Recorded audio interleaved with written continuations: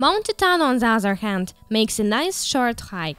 There are 3 towers on the 3 peaks of Mount Titano in the capital called San Marino. And actually it is necessary to hike a bit up and down, but to reach from one tower to other. But actually it looks like I'm hiking only up and up.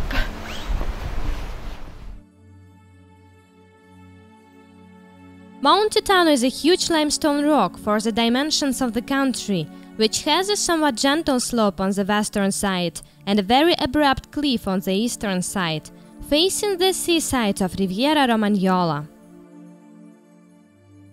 The highest that the cliff gets is around 200 meters of fall, and it can be quite dangerous because in some places there are no fences and it does get windy.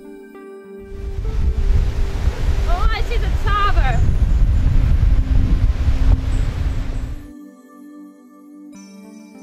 The main stopovers in the hike are the 3 towers that can be seen from all over the country atop the mount.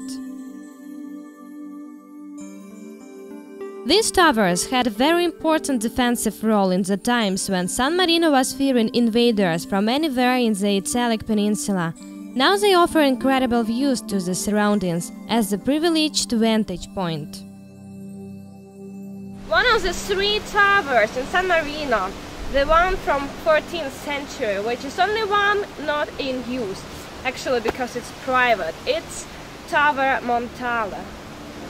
There is something you can see on both flag and coat of arms of San Marino. There are 3 towers, which they call the first, second and the third basically. They are situated on the highest peak of San Marino, which is Mount Titano, with a height of 749 meters.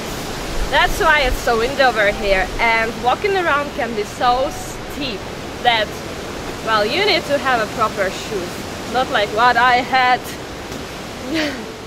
From tower to tower the slopes are more gentle than to get to the third one, and shoes are not such a problem anymore. The highest tower of them all, Cesta, Frata, or simply the second tower, is open to the public, and the place was used already in Roman times as a watchtower. The first mention to it dates back to 1253. It's just amazing how they place this fortress so close to mountain, and actually over here it's a great age. And standing on the place of this tower, I really see how high is the mountain. From the second tower, I think you can get the best view ever in this country, because you can see from the same time, from the same place, both fortresses, the first and the third one. And inside here they have a museum, so it's very good they have this place to get a bit warm now. The San Marinese Museum of Ancient Arms, divided in 4 rooms, contains about 2,000 arms and armors. If a San Marinese family had more than 2 male children, which was quite typical for a Catholic country, the half of them had to go to army. The military force is so small that it's in fact defended by the Italian forces. Despite this, there are 4 branches, mostly with ceremonial duties. Being the third smallest country in Europe after Monaco and Vatican, with a total area of 61 square kilometers, San Marino has in total 220 kilometers of roads, which are mostly due to its mountainous nature. The last climb uphill in the country for me is to the oldest tower, the only one from where you can see all the towers at the same time.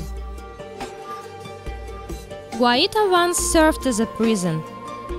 Its iconic silhouette brings to mind San Marino to anyone who has seen pictures of the country.